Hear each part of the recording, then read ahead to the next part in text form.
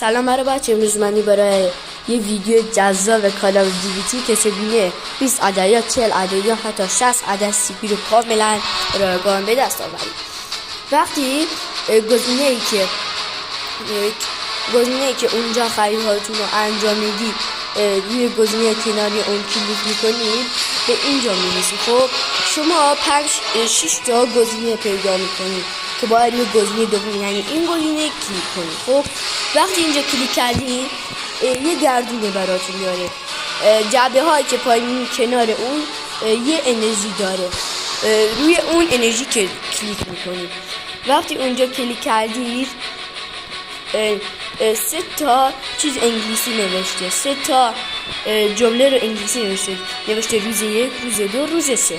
وقتی روی روز 1 کلیک میکنید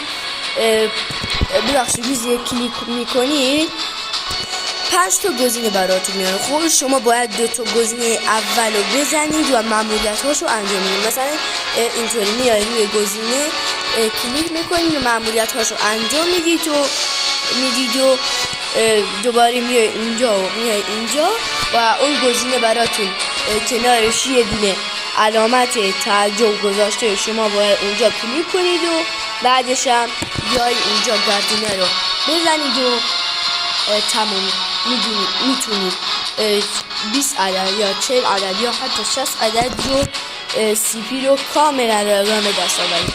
منم وقتی که میاد روی روز دوم و حتی سوم میبینید که اینجا هم 5 تا گزینه داره. خب شما باید روی گزینه دوم حتما باید گزینه هایی که من روی آنها کلیک کردم شما هم کلیک کنید و مأموریت‌هاشو انجام بدید و تمام. گزینه سوم همینطوره، گزینه هایی که من کلیک کردم شما کلیک میکنید و براتون انرژی های میاره که میتونید گردونه رو بزنید و تمام. میتونید 20 عدد یا 40 عدد حتی 60 عدد CP رو کاملا رایگان به دست آورید.